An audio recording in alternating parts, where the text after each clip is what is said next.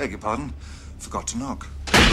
Alright, strap in, up, and on, because today we're diving into something so wild and unhinged, it just might save cinema, or at least give us something to laugh at while the world burns faster than your buddy's gas station hot dog revenge fart. Picture this, Pierce Brosnan, one of the smoothest 007s to ever sip a martini, coming back for one last James Bond ride. I know, Henry Cavill's out there looking like he was sculpted by Zeus to wear a tux and punch commies, but hear me out, Brosnan coming back would be like your long-lost buddy crashing your wedding with a CD boombox, a martini keg, and a screw-it skullet with an attitude we didn't know we were craving until he got there. And let's not act like this is some crazy long shot, because this is already baked in the Bond cake before. Sean Connery pulled it off already. Dude came back for Diamonds Are Forever in 71 after swearing he was done, rocking a toupee and a gut, still charming the hell out of everyone. Brosnan at 71, same energy, better hair, and Amazon's got the cash to make it slick. So let's break it down. First off, Pierce Brosnan didn't get a proper send-off. Die Another Day? That wasn't a movie, that was a fever dream directed by a guy who clearly lost a bet. Invisible Cars? Madonna doing the Madonna style of acting, where she delivers lines like she's reading a takeout menu through a fog machine, and a plot so dumb it made GoldenEye's satellite laser look like quantum physics. Brosnan deserved better, and we deserved better. Imagine him going back at 71 and ready to remind us why he was the king of the 90s era Bond. No more surfing CGI tsunamis, just a silver fox with a Walther PPK and a vendetta. Maybe even a swollen prostate.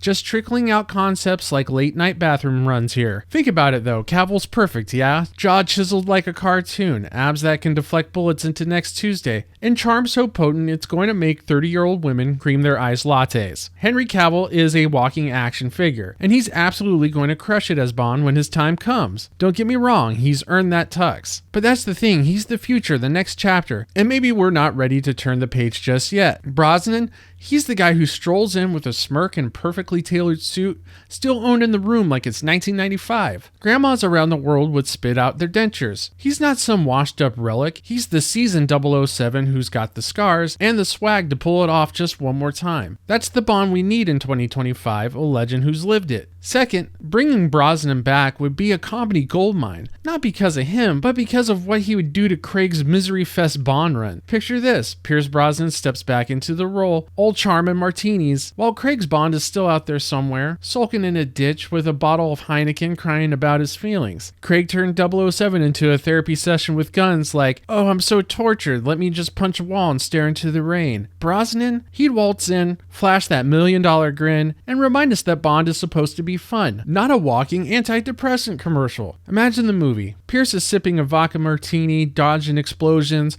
while Craig's unseen ghost looms in the background, muttering about how the world is too dark for quips. It would be the ultimate flex. Brosnan roasting that gritty reboot nonsense without even breaking a sweat. No therapy couches, no shaky cam, just pure, unfiltered 007 swag. That's the chaos we deserve. Is this nostalgia bait? Sure, because that's the real juice to the squeeze here. But Brosnan coming back isn't just compulsive nostalgia baiting like you think no one's looking.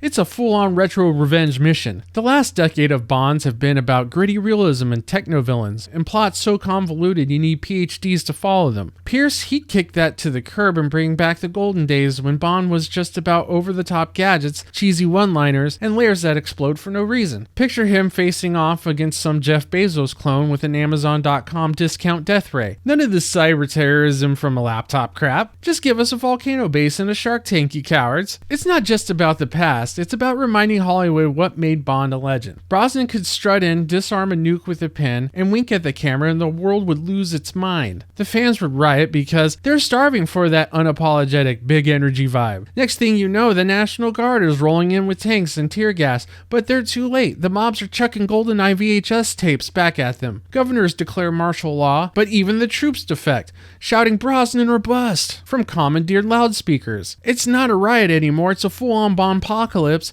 and the world's too hooked to stop. GoldenEye didn't need a pity party subplot to be awesome. It just delivered. One last ride with Pierce is our chance to flip off the sour, over-serious spy game and get it back to the good stuff. No doubt the Bond franchise is at a crossroads, and it's messier than Q's Gadget Lab after a power surge. Right now it's stuck between two vibes. Keep grinding away down Daniel Craig's dirty lane, chasing that same old limp feeling, or pivot to something fresh that will get the blood pumping again. The suits are in full panic mode now that Craig's gone, throwing out ideas like Bond as a woman or Bond as a black guy or maybe both, just to see how many headlines they could snag. It's not about the story, it's about the optics. And you can smell the boardroom desperation stank from here. Enter Brosnan, the suave savior, who could slam the brakes on this identity crisis reboot roulette. Pierce Brosnan strolling back in isn't just a throwback, it's a power move. He'd sidestep the let's rewrite Bond into someone else's shoes debate and remind everyone what 007's supposed to be. A charming alcoholic badass who blows up layers like construction workers blow up gas station toilets. Forcing Bond into a new mold feels like pandering when the old one still has an infinite amount of gas. Amazon's swinging big buying Bond for $1 billion. It's like watching your drunk Uncle Paulie flailing at your dad's wiffle ball pitch with a soggy pool noodle in his hand. He's either sending that ball into the jet stream where it's only going to be observed by the space station, or the barbecue's going to get a few new guests from the paramedic family because he cracked his head on the side of the pool before he fell in. Now they can win with Henry Cavill, who's been fan casted as Bond since The Man from U.N.C.L.E., or they could bring back Brosnan as Old Man Bond, which would be equally awesome. And not as some grandpa filling his depends with brown nuclear secrets, but as a Silver Fox 007, suave as ever, sipping martinis, and schooling nerds like it's GoldenEye all over again, and their N64 controllers aren't even plugged in. It's that kind of bold move that would have us cheering. But then there's the dark timeline. Amazon's already floating out ideas out there to rip Bond apart with a dozen half-baked TV series like Moneypenny's Desk Jockey Diaries or Q's Gadget Garage, and other spin-offs so bloated even Prime Video's algorithm can't save them. Bringing Brosnan back is about delivering a Bond who's timeless, not trendy. Amazon's got the cash and the platform to make this epic, but if they drown this in corporate slop, they're going to break a franchise that survived worse villains than Jeff Bezos' bald head. Do yourself a favor, smash the like button, hit subscribe, and turn on the notification bell for more of my award-winning personality to fix your day. Not that I care about it or anything, but I got you. I'm out of here. No. No more foreplay.